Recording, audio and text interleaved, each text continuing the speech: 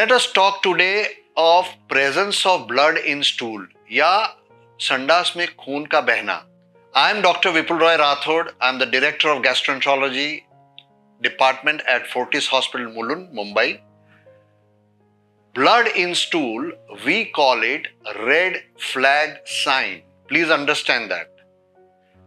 किसी भी पेशेंट को अगर खून आता है स्टूल्स में तो ये एक बहुत इंपॉर्टेंट रेड फ्लैग है और उसको एड्रेस करना इमीडिएटली अनिवार्य होता है. कहना है छोटे बच्चों में, मैं छोटे बच्चों से शुरू करूंगा.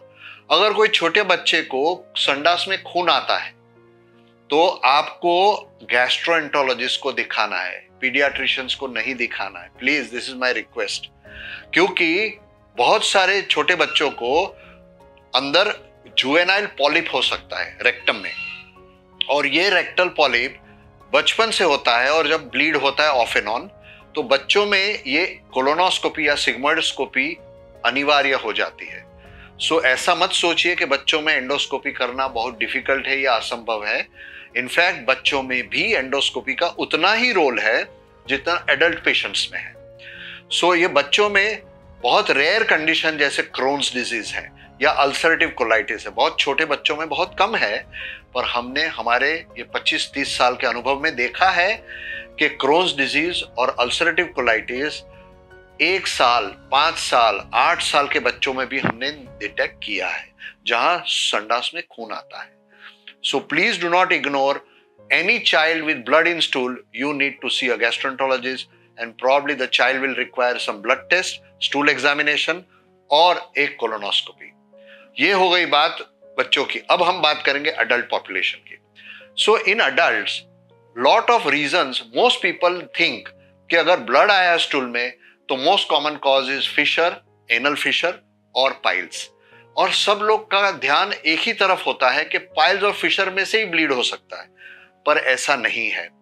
अगर पेशेंट की उम्र 45 के ऊपर है और ब्लड आया है स्टूल में, so you have to evaluate the entire large intestine, colon, to rule out polyps, to rule out ulcers, to rule out ulcerative colitis, rule out TB ulcers, rule out Crohn's disease, and rule out tumors, that is colon cancer. These are standard protocol worldwide. ये पूरे विश्व में all developed countries के ये protocols हैं कि अगर किसी को संडास में खून आया या स्टूल सैंपल में फीकल ऑकल्ट ब्लड पॉजिटिव आया, they have to do a colonoscopy mandatory. So this is very important information which I am giving to you.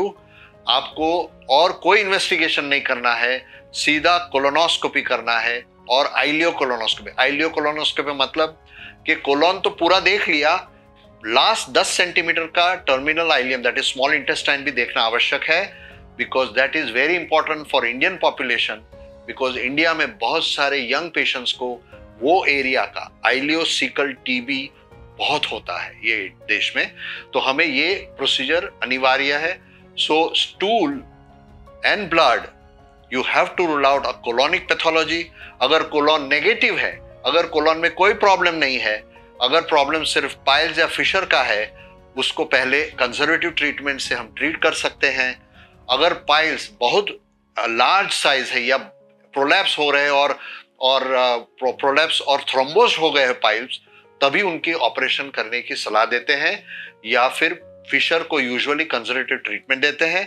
बहुत लॉन्ग स्टैंडिंग अगर फिशर रहता है क्रॉनिक, तो हम एक छोटा सा डे केयर सर्जरी रहता है, lateral sphincterotomy we call it, anal sphincterotomy, वो कर सकते हैं. सो आज मैं आपको एक बहुत सिंपल सरल भाषा में समझा रहा हूं. Blood in stool is a red flag sign. Thank you.